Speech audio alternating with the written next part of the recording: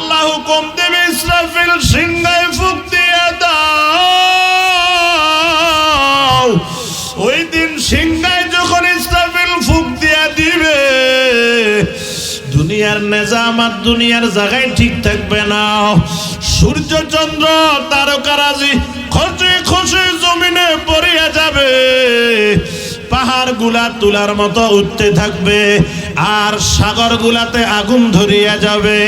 আল্লাহ পাক বলবে দুনিয়ার সব পানি হইয়া যাও, দুনিয়ার সব পানি হইয়া যাবে। এরে বাজান, শুধু জিকির করনেওয়ালাদের কারণে আল্লাহ দুনিয়া টিকা রাখে। জিকির করনেওয়ালা, নামাজ পড়নেওয়ালা, কোরআন তেলাওয়াত করনেওয়ালা থাকবে না, আল্লাহ দুনিয়াও ঠিক রাখবেন না। কথা ঠিক কিনা? জিকির মানে আমরা বুঝি আল্লাহকে স্মরণ করা। যে যাকে বেশি ভালোবাসে সে তাকে বেশি স্মরণ করে, ঠিক না বাবারা? যে যাকে ভালোবাসে না সে তাকে স্মরণ করে না। আমরা তো সবাই আল্লাহকে ভালোবাসি।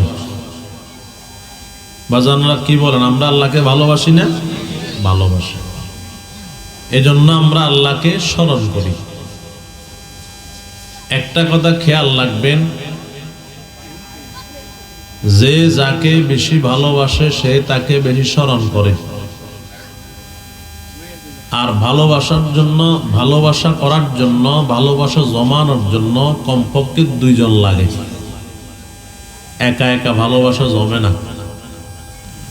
আপনি কাউকে ভালোবাসলেন, সে জানে না, তাহলে ভালোবাসা জমবে নি বাবারা?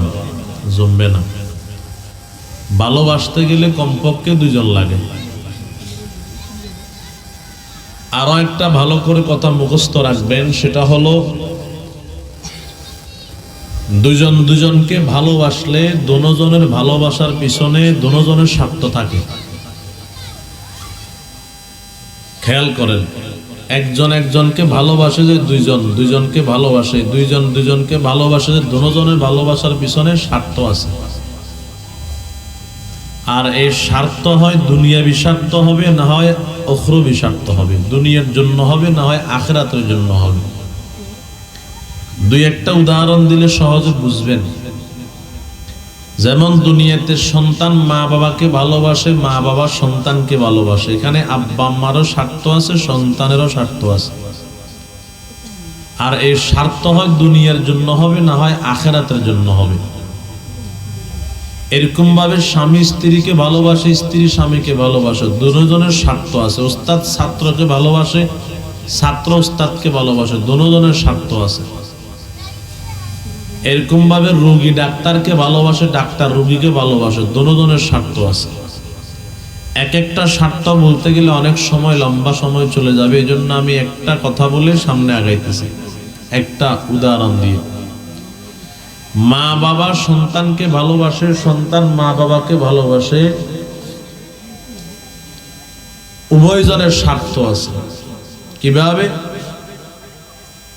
সন্তান মা বাবাকে ভালোবাসে, মা বাবার খেদমত করে, মা বাবার আদর যত্ন করে। উদ্দেশ্য হলো, স্বার্থ হলো, আমি যদি আমার মা বাবাকে ভালোবাসতে পারি, আদর যত্ন করতে পারি, তাহলে আব্বা আম্মার সম্পদগুলো আমি ঠিক মতো টাইম মতো পেয়ে যাব।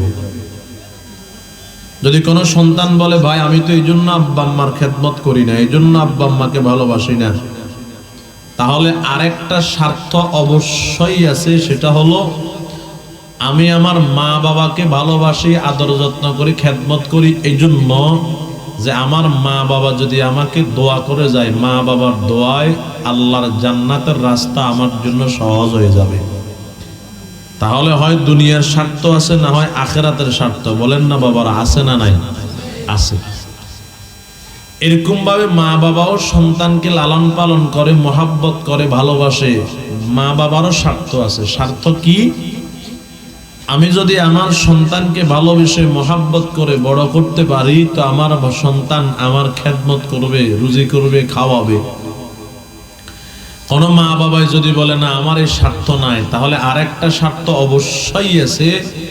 সেটা হলো, আমার সন্তানকে আমি লালন পালন করছি, মানুষের মতো মানুষ করে গড়ে তুলছি, এই জন্য সন্তান ভালো হলে আমার জন্য দোয়া করবে, তার দোয়ায় হয়তো আল্লাহ আমার জান্নাত দিতে পারে। হয় দুনিয়ার স্বার্থ না হয় আখিরাতের স্বার্থ, অবশ্যই দুজনের আছে। খেয়াল করেন, স্বার্থ ছাড়া কেউ ভালোবাসে না। দুনিয়ার স্বার্থ থাকবে, না হয় আখিরাতের স্বার্থ থাকবে। এরকম ভাবে প্রত্যেকের স্বার্থের, প্রত্যেকের ভালোবাসার পিছনে স্বার্থ আছে। ওস্তাদ ছাত্র, ছাত্র ওস্তাদ, প্রত্যেকের বলতে গেলে লম্বা সময় লাগবে। তবে খেয়াল করেন, দুনিয়াতে এই কথাই মুখস্থ রাখবেন, দুনিয়াতে যে যাকে যেভাবেই ভালোবাসুক না কেন, ভালোবাসার পিছনে উভয়জনের স্বার্থ থাকে। আর এই স্বার্থ হয় দুনিয়াবি স্বার্থ হবে, না হয় আখিরাতের স্বার্থ হবে। খেয়াল করেন, এই হলো ভালোবাসার স্বার্থ। তবে এটাও ভালো করে মুখস্থ রাখবেন, এমন দুইটা জাত আছে যেগুলার সাথে ভালোবাসা করলে স্বার্থ শুধু থাকে একদিকের, দুই দিকের নয়। বাজানেরা, আপনারা আমার কথা বুঝতেছেন না? এমন দুইটা জাত আছে যেগুলার সাথে ভালোবাসা করলে স্বার্থ থাকে শুধু কয় দিকের? একদিকের, দুই দিকের নয়। তারা কারা? এক নম্বর হলো আল্লাহ, দুই নম্বর হলো রাসূল। রাসূলকে আমরা ভালোবাসি, আমাদেরকেও রাসূল ভালোবাসেন। আল্লাহ আমাদেরকে ভালোবাসেন, আমরাও আল্লাহকে ভালোবাসি। এখানে রাসূলের সাথে আল্লাহর সাথে ভালোবাসা করলে দোনো দিকের স্বার্থ থাকে না, স্বার্থ থাকে শুধু একদিকে। বলে কেমনে? আমরা আল্লাহকে ভালোবাসি, আল্লাহ আমাদেরকে ভালোবাসেন, আমরা রসুলকে ভালোবাসি, রসুল আমাদেরকে ভালোবাসেন। এদিকে স্বার্থ একদিকের কেমনে? খেয়াল করেন, আমরা রসুলকে ভালোবাসি আমাদের স্বার্থে, আমরা বাঁচার জন্য, আর রসুলও আমাদেরকে ভালোবাসেন, তাও আমাদের স্বার্থে, আমাদেরকে বাঁচানোর জন্য। বুঝিয়েন, আল্লাহ রসুল যে আমগরে ভালোবাসে, রসুলের কোনো স্বার্থ আসেনি? আমার কথা কয় না, আসেনি ও বাবা? নাই তো। আল্লাহ রসুলের কোনো স্বার্থ আসেনি? কন না। আমরা যদি আল্লাহ রসুলের উপর দুরূদ পড়তে পড়তে পড়তে পড়তে বেহুশ হয়ে যায়, রসুলের কোন মান সম্মান আগের থেকে একটু বাড়িয়ে যাবে নাকি? না না। যদি আমরা কেউ রসুলের উপর দুরূদ না পড়ি, রসুলকে ভালো না বাসি, নাউজুবিল্লাহ, রসুলের কোনো ক্ষতি হবে না? তাও না। রসুলের এখানে কোনো স্বার্থ নাই। রসুল যদি কষ্ট না করতেন, কান্না না করতেন, তাও কোনো ক্ষতি নাই। আল্লাহ তো রসুলের আগে পরে সব মাফ করে দিয়েছেন। রসুলের জন্য তো আল্লাহ জান্নাত বানায় রাখছেন। রসুল কান্না করছেন কেন? আমাদেরকে ভালোবাসেন কেন? আমাদেরকে জাহান্নাম থেকে বাঁচানোর জন্য। তাহলে কি বুঝলাম? আমরা রসুলকে ভালোবাসি আমাদের স্বার্থে, আমরা বাঁচার জন্য। রসুলও আমাদেরকে ভালোবাসেন আমাদের স্বার্থে, আমাদেরকে বাঁচানোর জন্য। আরেকটা জাত হলো আল্লাহ। আমরা আল্লাহকে ভালোবাসি আমরা বাঁচার জন্য, আল্লাহ আমাদেরকে ভালোবাসেন আমাদেরকে বাঁচানোর জন্য। কথা কন না, ঠিক কিনা? বলেন, তাহলে আল্লাহর কোনো স্বার্থ আসেনি? বাবারা কন না, আসেনি গো বাবা? আল্লাহর কোনো স্বার্থ আসেনি? একটু কথা কইন। রাসূলের কোনো স্বার্থ আসেনি? না।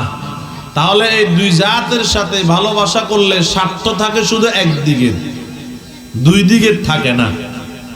বলে আল্লাহ তো ভালোবাসেন, কেমন ভালোবাসেন? মা বাবাও তো ভালোবাসেন, স্ত্রী ছেলে মেয়ে ভাই বোনও তো ভালোবাসেন। খেয়াল করেন,